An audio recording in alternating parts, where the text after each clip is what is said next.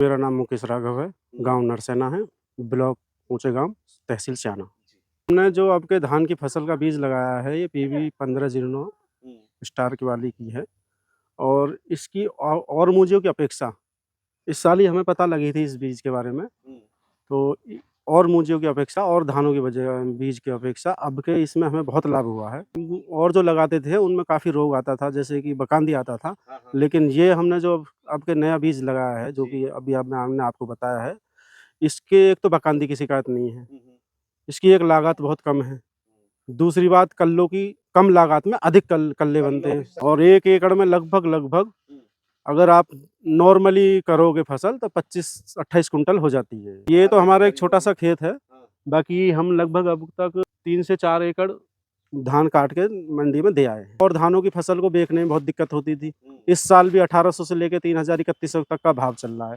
लेकिन इस ये जो धान का जो ये बीज है, इसकी जो धान गया है ये मंडी में, एक तो जाते ही बिक जाता है।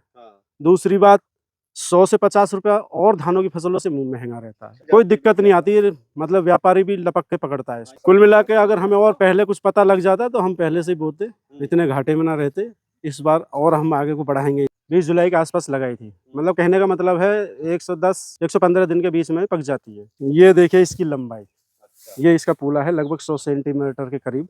गिरती भी नहीं है, होपर भी कम आता है, मतलब गिरने का तो कोई चांस ही नहीं है। लेकिन जब हम दूसरा धान लगाते थे तो उसमें बकांदी की बहुत दवाई लग जाती थी हमारी, मतलब कि लागत इतनी आ जाती थी, कमर टूट जाती थी। लेकिन इससे जब से हमने लगाई है, इसमें 2 यूरिया लगाए हमने 2 बार।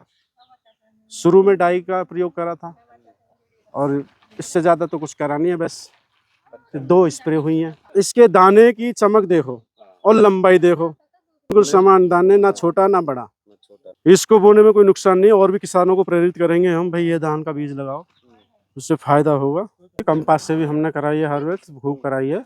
और दूसरी धानों के जो बीज होता है, उनकी जो मूंजी होती है हाथ की झड़ी हुई, हमारी उनसे कंपास वाली भी महंगी बिक रही है। और साल जो हम फसल लगाते थे धान की, हमेशा हम घाटे में बराबर से में छूटते थे। लेकिन इस बार ये लग रहा है कि हमें कोई नया अच्छा बीज मिला है, फायदा हो रहा है कोई। और किसान भाइयों से भी, अपने क्षेत्र के किसानों से और क्षेत्र के किसानों से भी यही कहना चाहूँगा कि अच्छा बीज बोएं, अच्छा बीज को आप पैदावार लें उसकी, चाहे इसी को लें या कोई और लें, लेकिन कुल मिलाकर जांच पड़ताल करके अच्छा बीज बोएं जिससे फायदा हो।